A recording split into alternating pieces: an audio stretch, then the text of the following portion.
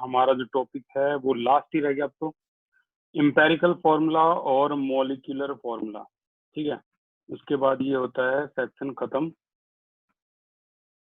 तो empirical formula और molecular formula आज का टॉपिक है, और इससे पहले मैं परसेंटेज कंपोजिशन जो रहती थी वो भी खत्म करवा रहा हूँ। तो परसेंटेज कंपोजिशन जो है वो और देख लो, आपकी एनसीईआरटी का ये वाला हिस्सा परसेंटेज कंपोजिशन इसी से जुड़ा हुआ है। तो वैसे तो दोनों ही आसान लगेंगे आपको।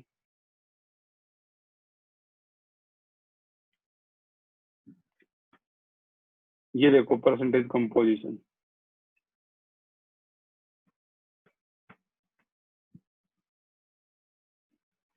Mole fraction, molarity, mass percentage ये भी होगी है, और सॉल्यूशन स्टोइचियोमेट्री, ये है आपकी परसेंटेज कंपोजिशन मॉलिक्यूलर फॉर्मूले से पहले की। है परसेंटेज कंपोजिशन, ये वाला टॉपिक है, टॉपिक नंबर 1.9। अब पूरा कॉन्सेंट्रेशन से देखना स्टार्ट कर देना होता क्या परसेंटेज कंपोजिशन। शॉर्ट में बताऊं तो बड़ी सिंपल सी चीज है, जैसे H2O है और मैं कह रहा हूँ हर एलिमेंट का परसेंटेज बताओ मॉलिक्यूल के अंदर कितना कितना है। तो हाइड्रोजन का अगर आप देखोगे तो देखो percentage of hydrogen is equal to, कैसे निकालेंगे परसेंटेज ऑफ हाइड्रोजन को, हम निकाल लेंगे बड़े आसानी से।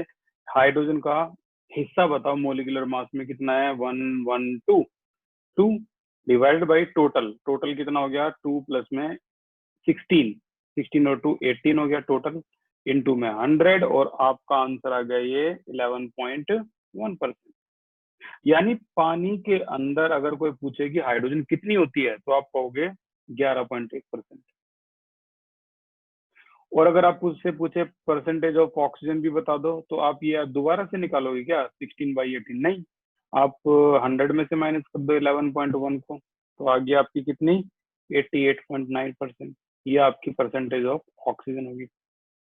This is called percentage composition, इसी को बोलते हैं percentage composition.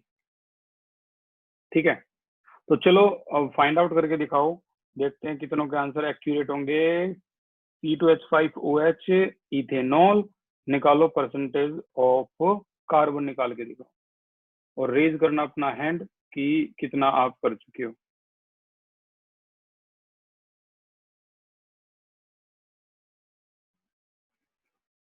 Percentage composition carbon की, स्टार्ट।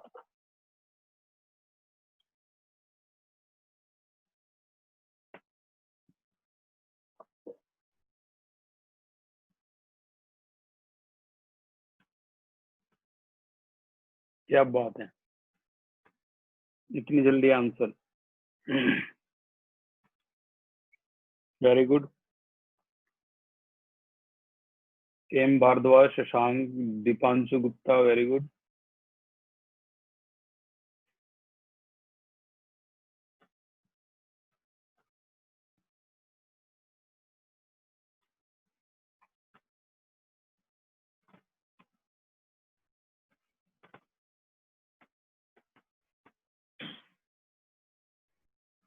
ठीक है, तो बताइए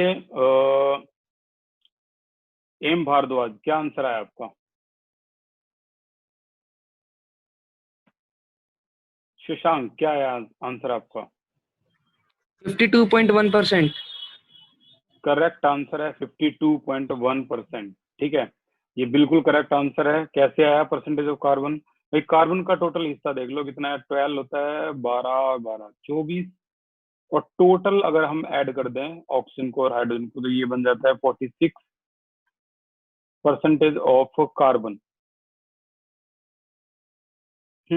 N2 में 100, और ये आएगा आपका कितना 52.1%।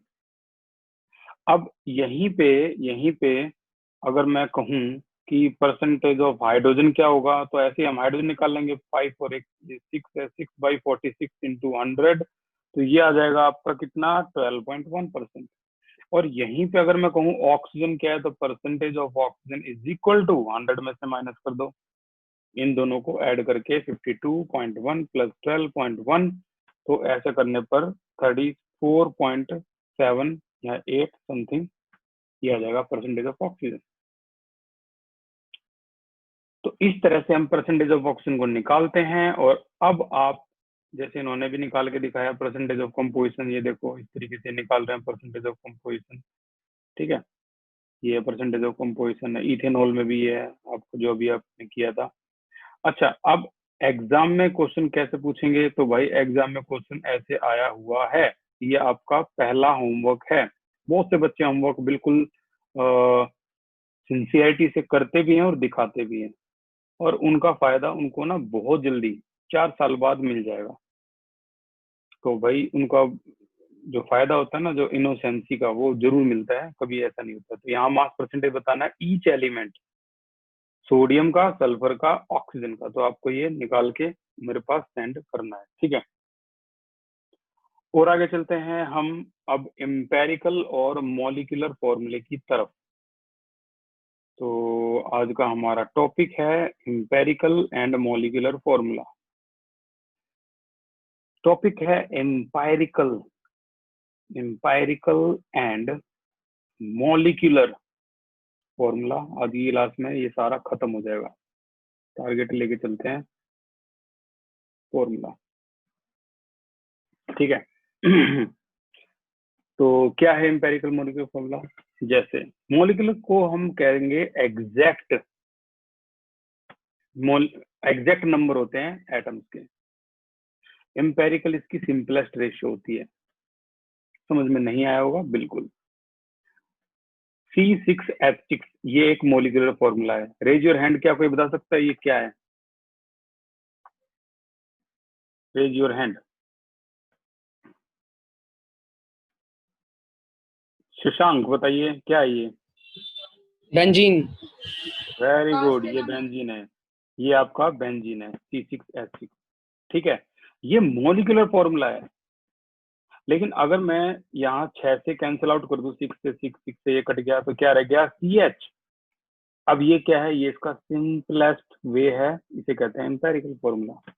तो कभी भी आप एम्पेरिकल फॉर्मूले को देखकर बता ही नहीं सकते हैं मॉलिक्यूल कौन सा है। जैसे आप ये नहीं बता सकते ये CH2 क्या है। मैं बता सकता हूँ ये CH2 है आपका C2H4 यानी इथीन। आप नहीं बता सकते कि यहाँ पर इसको क्या कहेंगे, CH3 क्या है। मैं बता सकता हूँ इसका एक्यूरेट, अगर C2H6 लिख देते तो कोई बता देता ये इथेन, इथीन, बेंजीन। बट ये इनकी शक्ल देख के आप नहीं बता सकते कि ये कंपाउंड कौन सा है। एम्पेरिकल फॉर्मूला से देखकर नहीं बता सकते। तो एग्जैक्ट नंबर जो होते हैं कौन बताता है? Molecular formula. और जो सिंपलेस्ट वे है वो कौन बताता है? Empirical formula. चलो इसकी डेफिनेशन रीड करते हैं एनसीईआरटी के अंदर। एनसीईआरटी के अंदर अगर हम इसको ध्यान से देखें तो यहाँ पर डेफिनेशन है एम्पेरिकल फॉर्मूले की और मॉलिक्यूलर फॉर्मूले की।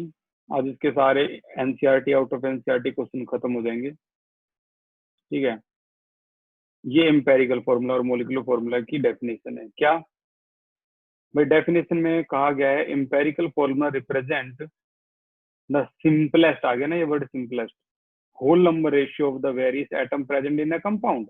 लेकिन मॉलिक्यूलर फॉर्मूला क्या होता है? Molecular formula on the other hand show the exact number, आ गया ना exact number of type, different type of atom present in a molecule of the compound. तो मॉलिक्यूलर फॉर्मूला अलग है, एम्पेरिकल फॉर्मूला अलग है। ये दोनों की डेफिनेशन है। और स्टोरी को आगे ले चलते हैं। स्टोरी में एम्पेरिकल और मॉलिक्यूलर फॉर्मूले की स्टोरी में अब हम न्यूमेरिकल स्टार्ट करते हैं। जिनको न्यूमेरिकल सेक्शन पसंद है, तो कैलकुलेशन वैल्कुलेशन पसंद है, तो उनके लिए तो ये टाइम ऐसा पास होगा जैसे आप गेम खेल रहे हो।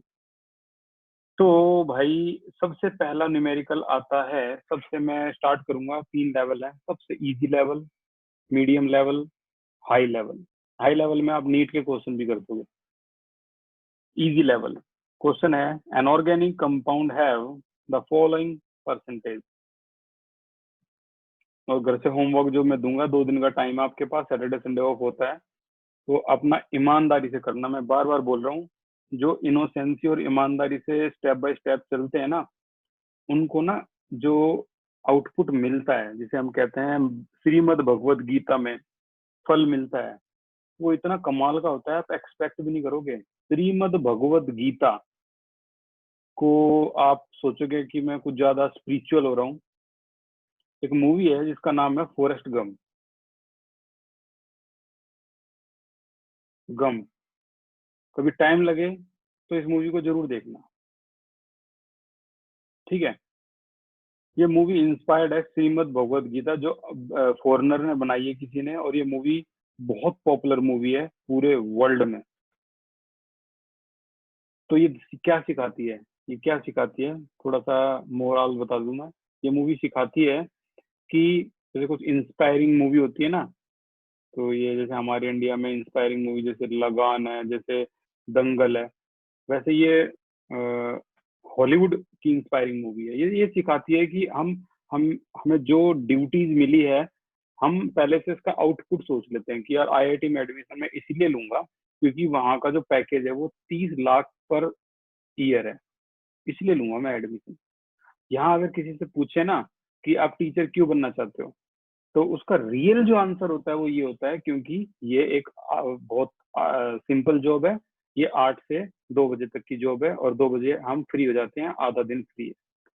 यहाँ अगर किसी से पूछे ना आप आईएएस क्यों बनना चाहते हैं, तो उनका कहना होता है ये ऐसी जॉब है जहाँ पर बड़ी बड़ी पहुंच होती है और बड़े बड़े नेताओं से जानकारी होती है, यूपीएससी से के लिए। लेकिन इन सबकी डेफिनेशन अलग अलग है। आईएएस इसीलिए बनना चाहते हैं क्योंकि आप ग्राउंड लेवल तक लोगों की मदद कर पाओ, सेवा कर पाओ।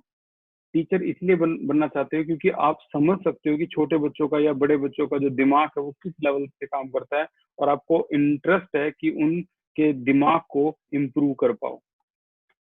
इनके मीनिंग अलग होते हैं लेकिन लोग जो करते हैं ना वो बिल्कुल अलग है। ये चीज ये मूवी सिखाती है। तो इंग्लिश में हो तो ये मैं सोचना इंग्लिश में है, मेरी समझ में नहीं आएगी, आप देखोगे तो पता लगेगा क्या है। कुछ इंस्पायरिंग मूवी हैं जो आपको जरूर देखनी चाहिए, उनमें से ये एक थी। An organic compound have the following percentage, ठीक है, जिसमें कार्बन है 92.4%, जिसमें हाइड्रोजन है 7.6%। डिराइव एम्पेरिकल फॉर्मूला, आपको ये डिराइव करना है एम्पेरिकल फॉर्मूला। तो खेल के नियम कुछ इस प्रकार है, आपको ये सेक्शन बनाने होंगे। पहला सेक्शन, वैसे तो 6 सेक्शन होते हैं। पहला सेक्शन होता है परसेंटेज, दूसरा सेक्शन होता है एलिमेंट, गिव मी ए सेक, ये है एलिमेंट। दूसरा सेक्शन परसेंटेज, तीसरा सेक्शन है एटॉमिक मास, चौथा सेक्शन है नंबर ऑफ मोल, पांचवा सेक्शन है मोलर रेशियो। ध्यान से सुनना भाई, जब ये सारा काम हो जाए तो लास्ट में मैं न्यूमेरिकल करवाऊंगा, और वो न्यूमेरिकल डीएवी या फिर कई सारे प्राइवेट स्कूलों का चहिता को है, ठीक है। और ये सिंपलेस्ट मोलर रेशियो, तो ये क्लास थोड़ी सी ज्यादा जा सकती है, तो प्लीज तब तक के लिए पेशेंस बनाना। ये क्लास आज 7-10 तक जा सकती है, 7-5 7-10 के बीच तक, ठीक है। तो प्लीज वो 5 मिनट वैल्यूएबल होंगे तो उन्हें उनके में पेशेंस रखना, या फिर आप बाद में यूज कर सकते हो, या रिकॉर्डिंग तो होगी। एलिमेंट कौन कौन से हैं, कार्बन हाइड्रोजन। हम क्या डिराइव करने वाले हैं, एम्पेरिकल फॉर्मूला। परसेंटेज कितनी है, 92.4, 7.6, राइट। एटॉमिक मास कितना है कार्बन का, 12, हाइड्रोजन का 1। अच्छा, number of mole, number of mole interesting है। परसेंटेज, नंबर ऑफ मोल होता क्या है, मास इन ग्राम अपॉन में मोलर मास, इसी को कहते हैं नंबर ऑफ मोल, राइट। अब मास इन ग्राम हम परसेंटेज को लिख रहे हैं, कितनी अजीब बात है, 92.4 डिवाइडेड मोलर मास तो है, चलो ठीक है दो पहले, लेकिन हमने मास इन ग्राम परसेंटेज को क्यों लिखा, याद करो। याद करो, हम क्वेश्चन करते थे अभी थोड़े दिन पहले किया था, जिसमें क्या लिखा था 69% HNO3। तो हम क्या लिख देते थे ये देख के, mass of HNO3 69 gram, mass of, अब HNO3 में ये 69 ग्राम है, तो मास ऑफ H2O, पानी का मास कितना है 31 ग्राम। तो मास ऑफ, याद होगा आपको, सॉल्यूशन कितना था 100 ग्राम। चलो याद करो, 10% ग्लूकोज आया था, याद होगा आपको। मास ऑफ ग्लूकोज कितना लिखते थे हम 10 ग्राम। मास ऑफ H2O कितना लिखते थे 90 ग्राम। मास ऑफ सॉल्यूशन कितना लिखते थे 100 ग्राम।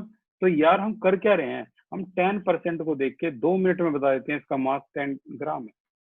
हम 69% को देख के बहुत जल्दी बता देते हैं इसका मास 69 ग्राम है। तो हम भी यहाँ क्या करेंगे भाई, ये तो बता रहे हैं हम भी, यहाँ परसेंटेज को देख के ये मास इन ग्राम आ गया आपका कितना 92.4। सिमिलरली यहाँ 7.6 डिवाइड बाई 1, आंसर आया 7.6, इसका आंसर आया 7.7। अब मोलर रेशियो किसे कहते हैं, देखो 4 सेक्शन आपको समझ में आ गए हैं, 1 2 3 4, बिल्कुल आसान, हर बार यही करना है, हर बार, एवरी टाइम। अच्छा 10th क्लास में इनकम टैक्स के क्वेश्चन थे इस बार, रेज योर हैंड, मैथ के अंदर इनकम टैक्स 10th क्लास में। मानसी शर्मा बताइए। नो सर, नहीं थे। ओके ओके ओके, ठीक है ठीक है ठीक है ठीक है। अच्छा वो वाले क्वेश्चन थे, volume of cylinder, area of cylinder, area of cone, volume of cylinder थे। शशांक बताइए। हाँ सर थे ये एरिया वॉल्यूम सर थे सारे। जतिन। हाँ सर, चैप्टर 13 में थे। ओके ओके ओके, तो क्या कोई बता सकता है area of hemisphere, raise your hand, area of hemisphere, area of hemisphere.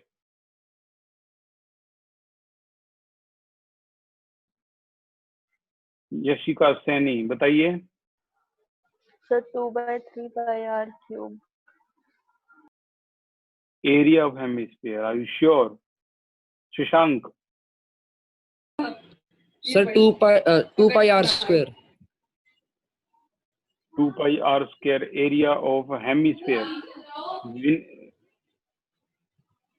भाई ये तो तुम सही चैंपियन हो भाई, और कोई है मैथ का चैंपियन? दीपांशु। भैया 3 पाई r स्क्वायर। क्या बात है, 3 पाई r स्क्वायर, ये करेक्ट आंसर था। शशांक कितने मार्क्स आए थे आपके इसमें मैथ में 10th में? 90 समथिंग आने चाहिए। शशांक रेज योर हैंड, बताइए। सर 98। ये दिमाग से निकल गया सर, थोड़ा सा बहुत दिन हो गए ना सर इसलिए। चलो कोई नहीं, बढ़िया, 98 बहुत अच्छे हैं, नाइस। चलो ठीक है, तो मैं वैसे नॉलेज चेक कर रहा था, अभी स्टार्ट करते हैं इसको, ठीक है, बढ़िया। ओके, तो नंबर ऑफ मोल आपके ये आ गए। मोलर रेशियो किसे कहते हैं? मोलर रेशियो, यहाँ तक आपका 4 सेक्शन आ गया समझ में। मोलर रेशियो किसे कहते हैं? देखो जो सबसे छोटी वैल्यू है ना इन दोनों में से, जैसे 7.6, इससे दोनों को डिवाइड कर दो, इसको भी और इसको भी, ये डिवाइड कर दिया 1 आ गया, ये डिवाइड करोगे तो 1.01 आएगा। अब आपको राउंड ऑफ करना है, ये सिंपलेस्ट का मतलब, रेशियो का मतलब होता है राउंड ऑफ करके लिखो। यार 1.01 का भी क्या राउंड ऑफ करोगे, 1 ही आएगा। कहने का मतलब चीजें पॉइंट में नहीं रहनी चाहिए, राउंड ऑफ करो, 1 ही आएगा। इसका तो 1 है, तो आपका फाइनली आ गया empirical formula. This is your answer, empirical formula is equal to C1H1, this is CH, game over, this is your answer. कोई क्वेश्चन पूछना चाह रहा है यहाँ तक? रेज योर हैंड ताकि फिर हम आगे मूव करें।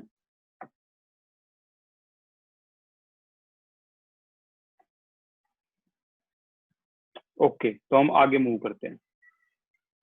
थोड़ी बहुत जो समस्या आएगी वो ये आएगी कि यार यहाँ तक तो चलो समझ में आ गया हमें कि 1.01 का आसान सा राउंड ऑफ था, आ गया। अगर ये 1.1 होता तो क्या करते? यहाँ जो सिंपलेस्ट रेशियो आप लिखने वाले हो, यहाँ नंबर ही आने चाहिए, 1 2 3 4 5 6 7 8 9, यहाँ नंबर आने चाहिए। यहाँ ये नहीं आना चाहिए 1.5 2.3, ये नहीं आना चाहिए भाई। राइट? अब समझो जो मैं बोलने वाला हूँ, समझो। अगर यहाँ 1.5 होता तो क्या करते? Raise your hand. अब तो फंस गए ना, अच्छी तरह फंस गए। और यहाँ 1.5 होता तो क्या करते? दीपांशु बताइए। भैया मुझे मोल रेशियो पूछनी थी। मोलर रेशियो बड़ी सिंपल होती है, छोटी वैल्यू से डिवाइड कर दो सबको। अभी तो बहुत एग्जाम्पल होंगे, आ जाएंगे। दीपांशु आपके मैथ में कितने मार्क्स आए थे? 95? 86। 86? चलो कोई नहीं, बढ़िया है। अच्छा, तो मेरा क्वेश्चन था 1.5 का क्या करते हैं? शशांक बताइए। सर अगर इवन नंबर होता तो सर 1 रह जाता, और अब ओड है तो सर 2 हो जाएगा शायद। हाँ, तो ये शायद को ठीक करने के लिए मैं एक काम कर देता हूँ, मैं पूरी एक लिस्ट बना दूंगा। उससे ना आप नीट के क्वेश्चन कर लो, कैसे भी कर लो, कभी गलत होगी नहीं लिस्ट।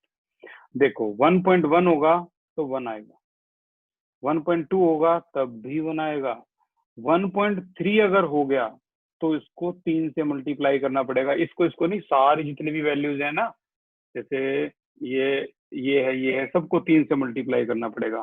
ठीक है, तो यहाँ आपको 3 से मल्टीप्लाई करना, तो अगर क्या आएगा 3.9, इसको हम 4 लिख देंगे। राइट? 1.5 होगा 2 से मल्टीप्लाई सभी वैल्यू को, तो यहाँ हम 3 लिख देंगे। जैसे मान लो 1.5 है तो दोनों वैल्यू को किससे मल्टीप्लाई करेंगे हम? 2 से। 2 से मल्टीप्लाई कर दो इसको, क्या आ जाएगा यहाँ पर? 3। और यहाँ 2 से मल्टीप्लाई कर देंगे तो 2। अब आंसर क्या आएगा आपका?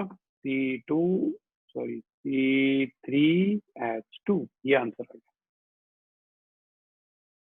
ठीक है, इन केस। और आगे चलते हैं। 1.6 होगा तो क्या करेंगे भाई? 1.6 होगा तो इसको कंसीडर कर लेंगे यार। 1.4 तो लिखा ही नहीं, चलो 1.4 को भी जल्दी से लिख देता हूँ मैं, कहीं फंसोगे ही नहीं तुम। 1.5 मल्टीप्लाई बाई 2 तो 3, वैल्यू 3 आ जाएगी। अगर 1.4 हुआ तो उसको क्या मान लेंगे? उसको भी 2 से मल्टीप्लाई करेंगे, और क्या आएगा? 2.8, तो इसको भी 3 मान लेंगे। 1.6 होगा तब भी 2 से मल्टीप्लाई करेंगे, 3.2, इसको भी 3 मान लेंगे। ठीक है, इसको तो 3 होगा ही होगा ये। तो ये दोनों सारे के सारे 2 से मल्टीप्लाई होंगे। 1.7 होगा, अगेन इसी की तरह 3 से मल्टीप्लाई कर दो, 5.15 मान लेंगे। 1.8 होगा, सोचो ही मत दो। 1.9 होगा, सोचो ही मत दो। और कुछ हो ही नहीं सकता। होपफुली आपको ये सारा खेल समझ में आ गया होगा, जिसमें से ये 2 से मल्टीप्लाई है सारा। कभी फंसोगे ही नहीं, मैं कह रहा हूँ, एम्पेरिकल में कभी भी नहीं। ठीक है, और आगे चलते हैं। अभी स्टोरी को और आगे ले चलते हैं, फिर मैं क्वेश्चन पूछूंगा भाई, फिर बताना अपने क्या क्या डाउट है। आपकी NCERT problem 1.2, NCERT problem 1.2, problem ये 1.2, ये वाला क्वेश्चन है। ये आपका ना गवर्नमेंट स्कूल में आ चुका है और केवीएस में भी आ चुका है, और तो ये प्राइवेट में भी 2-3 स्कूलों ने पूछा है ये क्वेश्चन। भाई हाइड्रोजन की परसेंटेज दे रखी है, कार्बन की दे रखी है, क्लोरीन की दे रखी है। कह रहा है कि मोलर मास इतना है, तो बताओ इंपेरिकल भी बताओ और मोलिकुलर भी बताओ, दोनों फॉर्मूले बताओ। चलो भी हो जाते हैं शुरू। हमें तो यहाँ पर जो जो चीजें दी गई है फिर से हम क्या करेंगे, वो 6 सेक्शन बना लेंगे। कौन सा? पहला सेक्शन है एलिमेंट, ठीक है, ये है आपका एलिमेंट, ये है आपकी परसेंटेज, ये है आपका एटॉमिक मास, ये है आपका नंबर ऑफ मोल, ये है आपका मोलर रेशियो, और ये है आपका सिंपलेस्ट मोलर रेशियो। 6 सेक्शन, हर बार एवरी टाइम आपको यही 6 सेक्शन बनाने हैं, सिंपलेस्ट मोलर रेशियो, राइट। अच्छा चलो स्टार्ट करते हैं। कार्बन की परसेंटेज जो है वो मैं पहले लिख देता हूँ, यहाँ कार्बन है, यहाँ हाइड्रोजन है, यहाँ Cl है। कार्बन की परसेंटेज है 24.27, इसकी परसेंटेज है 4.07, इसकी परसेंटेज है 71.65, जो कि गिवन है।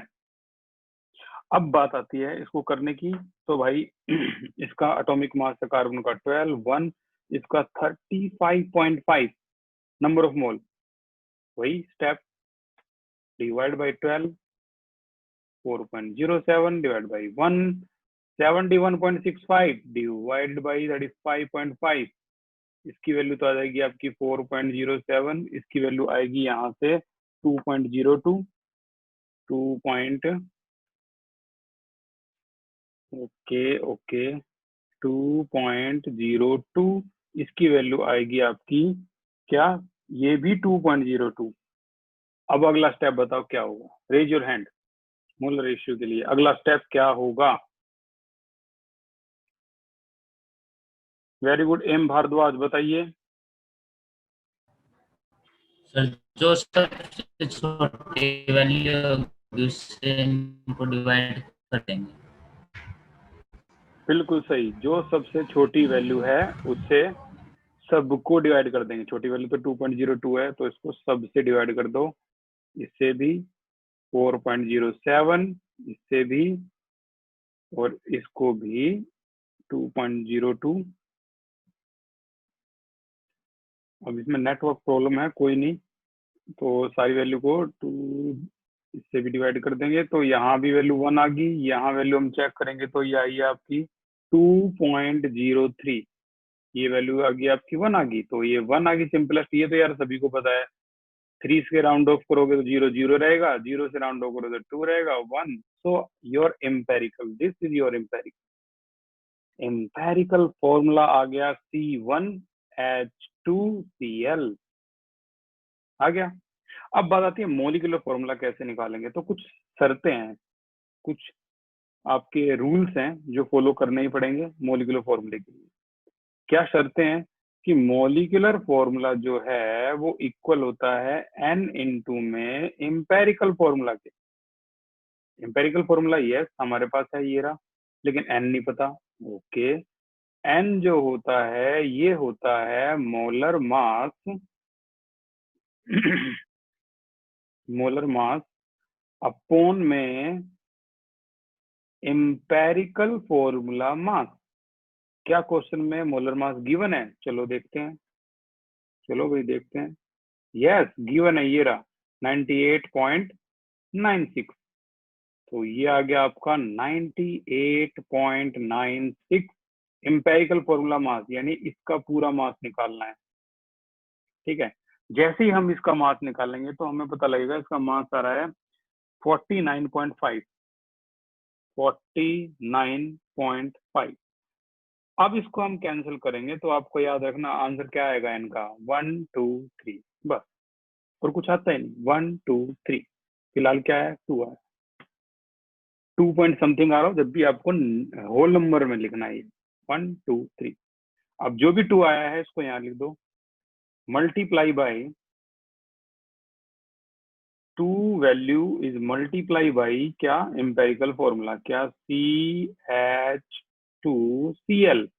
जैसे 2 से मल्टीप्लाई करोगे तो क्या आ जाएगा, C2H4Cl2। So this is your molecular formula. उम्मीद है यहां तक आपको ये समझ में आया होगा। ठीक है, खेल को और आगे ले चलते हैं। आपकी एनसीईआरटी का एक्सरसाइज का क्वेश्चन नंबर 8, क्वेश्चन नंबर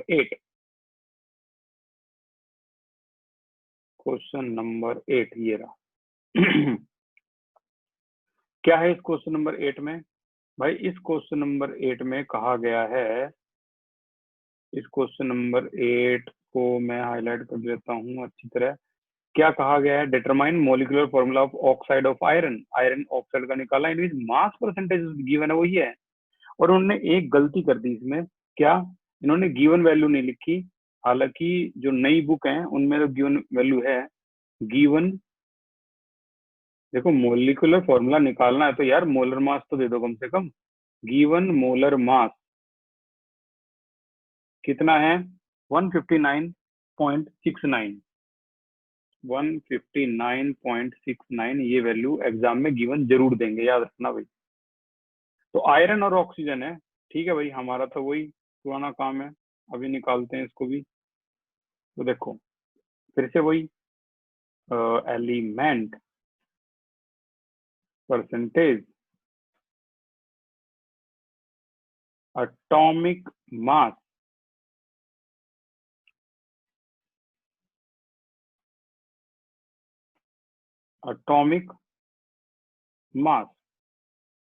और यहाँ पे आएगा आपका क्या? नंबर ऑफ मोल। आप पूरा लिख लेना, अभी थोड़ा नेट स्लो है तो उसमें इसको ऐसे लिख रहा हूँ। फिर आएगा आपका मोलर रेशियो और फिर लास्ट में आएगा आपका सिंपलेस्ट मोलर रेशियो। ठीक है, अब एलिमेंट कौन कौन सा है भाई? एक तो है आयरन। क्या कोई आयरन का एटॉमिक नंबर बता सकता है? रेज योर हैंड, बिना नकल मारे।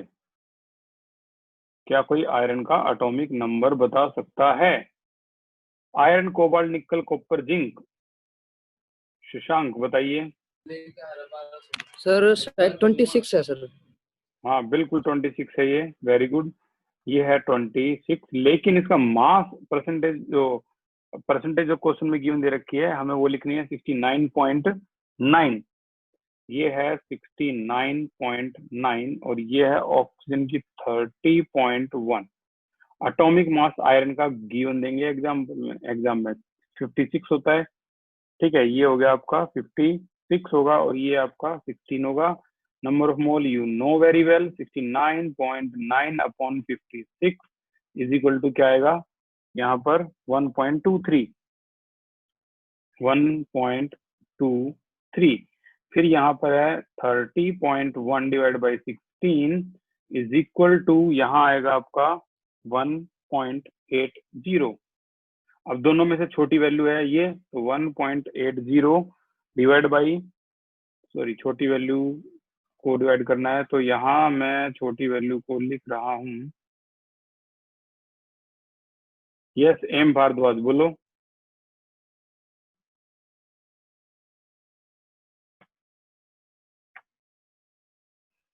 यस एम भारद्वाज प्लीज बोलो। अरे एटॉमिक मास 26 है, आपने 56 कर दिया। नहीं 26 एटॉमिक नंबर है भाई, हमें तो मास लेना है ना। Yes yes. ठीक है, तो ये हम 56 एटॉमिक मास लेंगे इसका। अच्छा, फिर इस वैल्यू को अगर मैं डिवाइड करूं यहाँ पे 1.86, ओके, तो ये है आपका 1.8623 डिवाइड बाई 1.23, वैल्यू आ जाएगी 1। और 1.80 डिवाइड बाई 1.23 ज्यादा ही स्लो है भाई नेट इसका, कोई नहीं, एक इंटरफेस और देख लेते हैं। अगर नहीं हुआ तो मैं आपको जो होमवर्क है वो मैसेज में सेंड करूंगा, ठीक है। यस अपूर्वा बोलिए। सर प्लीज सर वो सर सारे होमवर्क सर जो भी आप देना सर एक बार सर उसको मैसेज पे भेज दिया करिए सर, सब सही रहता है सर। हाँ वो चलो ठीक है, मैं ट्राई करूंगा, मैसेज पे ही भेजूंगा मैं होमवर्क वगैरह, ठीक है ना, व्हाट्सएप ग्रुप में डाल दूंगा मैं उनको, ठीक है। तो यहाँ पर हम यूज करेंगे 1.23 और वैल्यू आ जाएगी यहाँ पर आपकी क्या, ये आ जाएगी 1.6। अब आपको खुद एनालाइज करना है क्या करेंगे यहाँ पे हम। देखो 1.6 के बारे में मैंने भी थोड़ी देर पहले बताया था। 1.6 को मल्टीप्लाई करना है 2 से, 3.2 आ गया तो 3.2 का 3 और इसको भी 2 से तो 2। सो योर एम्पेरिकल फॉर्मूला जो आएगा यहाँ से वो आ जाएगा, empirical formula is equal to Fe2O3, जिसे हम क्या बोलते हैं, इसे हम बोलते हैं फेरिक ऑक्साइड। क्या कोई बता सकता है FeO को क्या बोलते हैं? ये एक्स्ट्रा है। FeO को क्या बोलते हैं? सोहम शर्मा बताइए। Sir ferrous oxide. एग्जैक्टली इसे हम बोलते हैं फेरस ऑक्साइड। ठीक है, तो देखो जो बच्चे होते हैं वो FeO का भी नाम जानते हैं, जो थोड़े से बड़े होते हैं वो Fe2O3 का भी नाम जानते हैं, लेकिन जो लीजेंड होते हैं वो Fe3O4 का भी नाम जानते हैं।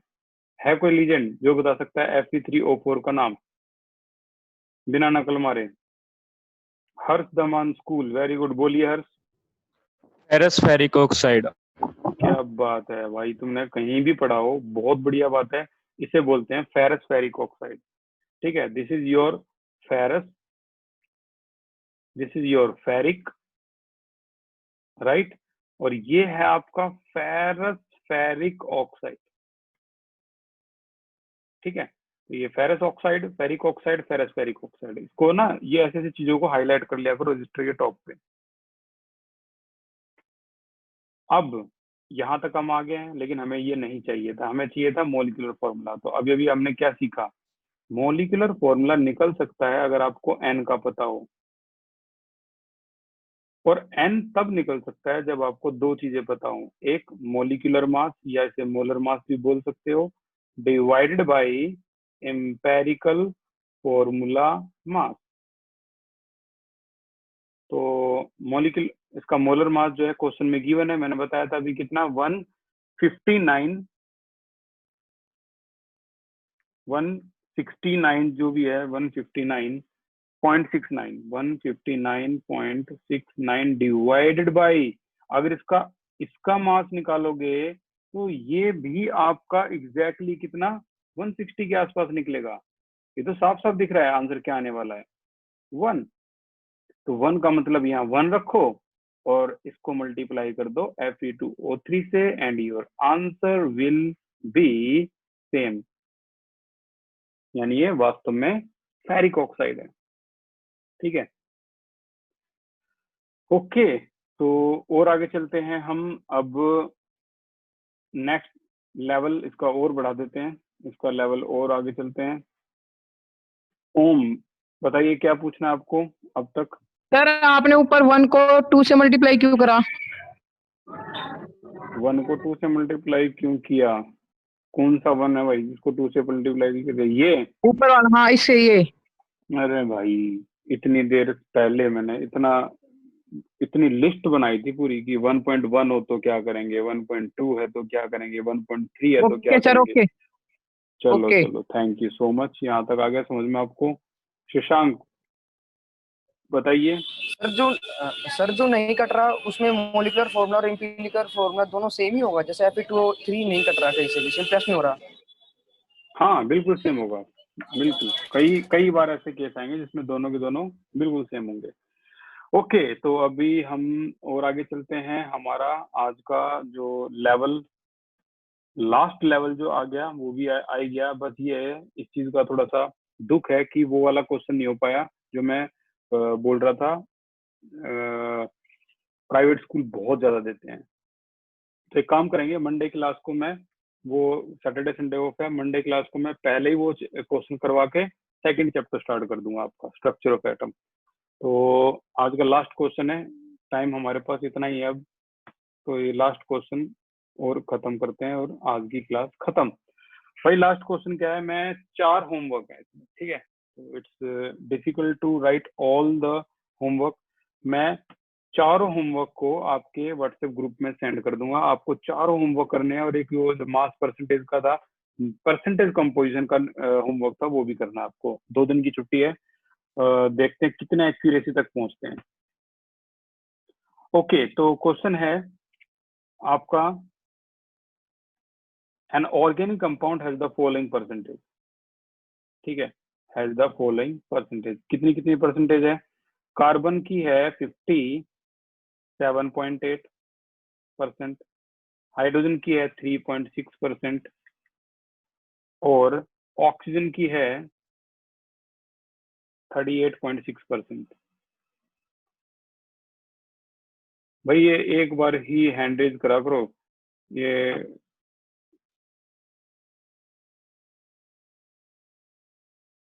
हेलो, आवाज आ रही है मेरी?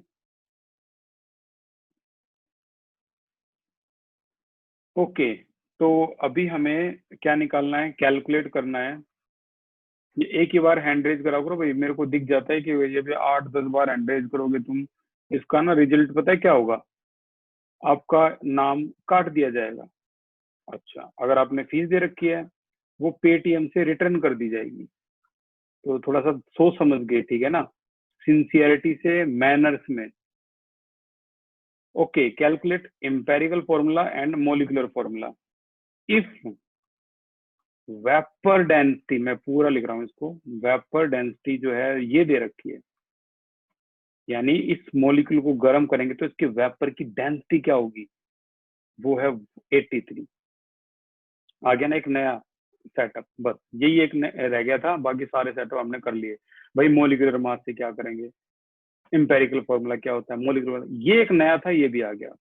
तो स्टार्ट करते हैं। कार्बन, हाइड्रोजन, ऑक्सीजन,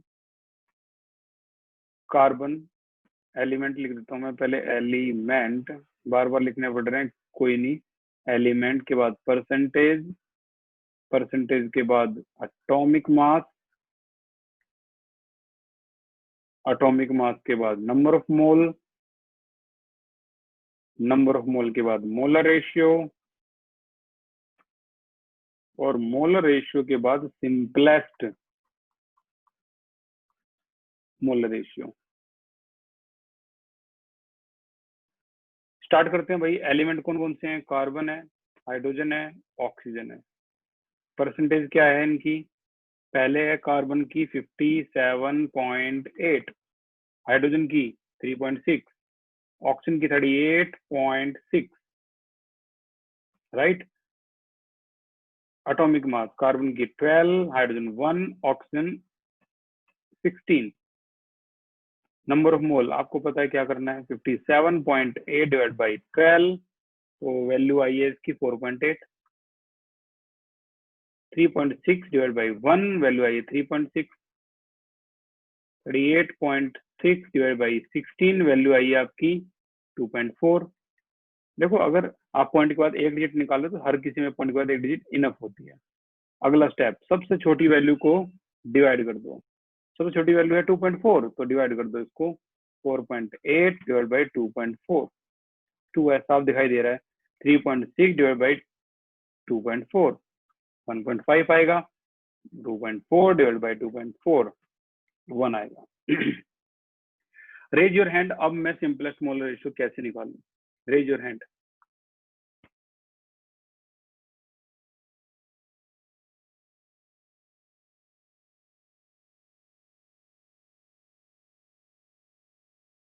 दो आंसर आ गए, वेरी गुड।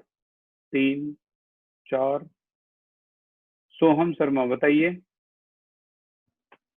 सबको 2 से मल्टीप्लाई करना पड़ेगा। एग्जैक्टली exactly, सबको 2 से मल्टीप्लाई कर दो भाई, ये 1.5 है ना, इसी को देख के सबको 2 से, 2 टू 4, 3, 2, एंड योर एम्पेरिकल, आपका जो एम्पेरिकल आ गया वो क्या आ गया आपका, 1 मिनट,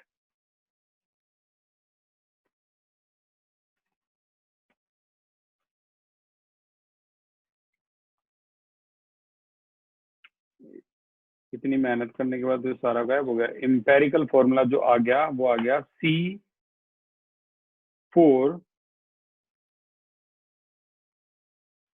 C4 पता है आपको अच्छी तरह से, वो हो गया था वैसे, C4H3O2 ये आ गया, ये एम्पेरिकल हो गया इतना। अब वो कह रहा है मोलिकुलर निकाल के दिखाओ, इसका मोलिक्यूल फॉर्मूला क्या होगा। तो देखो जरा ध्यान से, अब ये बात जो है अब मैं करवा रहा हूँ ना, ये अगले 5 मिनट बहुत ज्यादा खास हैं, बहुत ज्यादा खास है, तो ध्यान सुनना। देखो हमें ये पता है मोलिकुलर फॉर्मूला जो आता है वो किससे आता है, मोलिकुलर फॉर्मूला आता है N में एम्पेरिकल फॉर्मूला से, ठीक है। N किससे आता है, N आता है आपका मोलर मास अपॉन में एम्पेरिकल फॉर्मूला मास से आता है। अब यहाँ पर तो मोलर मास है ही नहीं इस क्वेश्चन में, इस क्वेश्चन में तो क्या दे रखा है, वेपर डेंसिटी। अब वेपर डेंसिटी के लिए हम क्या करते हैं, सुनना जरा ध्यान से, वेपर डेंसिटी का क्या रोल है। तो भाई वेपर डेंसिटी है इसमें, ये 3 का सेटअप है और ये आपको बहुत जरूरी है, पता होना चाहिए। देखो अगर आपको मोलर मास चाहिए तो आपको लिखना पड़ेगा 2 में वेपर डेंसिटी। तो वेपर डेंसिटी क्वेश्चन में कितनी है, 83, 166 आ गया, तो ये आपका मोलर मास निकल गया। मोलर मास 166 है, एम्पेरिकल फॉर्मूला मास, ये एम्पेरिकल फॉर्मूला, इसका मास निकालोगे तो ये आ जाएगा आपका एम्पेरिकल फॉर्मूला मास निकल के, यहाँ पर पूरी एग्जैक्टली वही वैल्यू लिखूंगा मैं, 83 आ जाएगा। ये पूरी वैल्यू को एम्पेरिकल फॉर्मूला मास निकालोगे तो 83 आएगा, यानी आंसर आ गया आपका 2। अब जो भी 2 आंसर आया उसको हम यहाँ लिखेंगे। एम्पेरिकल फॉर्मूला क्या है, C4H3O2, ठीक है। अब इसको मल्टीप्लाई कर दो, आंसर आ जाएगा आपका C8H6O4। This is your molecular formula, ये आपका मोलिकुलर फॉर्मूला। तो कुल मिला के हमारे टोटल फॉर्मूले कितने हो गए, हमारे जो मोलिकुलर फॉर्मूला निकालने के टोटल फॉर्मूले ये हो गए फाइनली। क्या मोलिकुलर फॉर्मूला निकल सकता है अगर आप n को मल्टीप्लाई कर दोगे एम्पेरिकल फॉर्मूला से, n निकल सकता है अगर आप मोलर मास को, अगर गिवन है क्वेश्चन में, डिवाइड कर दो एम्पेरिकल फॉर्मूला मास से। अच्छा अगर मोलर मास भी गिवन नहीं है तो मोलर मास भी निकल सकता है, मोलर मास भी निकल सकता है अगर आप वेपर डेंसिटी को 2 से मल्टीप्लाई कर दो। तो ये है आपके वो 3 फॉर्मूले जो एम्पेरिकल और मोलिकुलर को पूरा एक्सप्लेन करते हैं। यहाँ तक होती है ये क्लास खत्म। होपफुली आपको ये समझ में आई होगी। और अगला जो क्लास का नेक्स्ट जो क्वेश्चन है वो तो है ही भाई बहुत खास। कौन सा खास है मैं बता दूं, मैं जिसकी इतनी तारीफ कर रहा हूँ वो है कौन, तो भाई वो ये है, वो क्वेश्चन आपकी एनसीईआरटी का बड़ा पॉपुलर क्वेश्चन यही रह गया। फिर हम चैप्टर नंबर 2 स्टार्ट करेंगे। ये है वेल्डिंग का क्वेश्चन, ये वाला क्वेश्चन वेल्डिंग का। तो ये अगली क्लास में हो जाएगा आपका, और मैं जो होमवर्क है वो आपको व्हाट्सएप ग्रुप में सेंड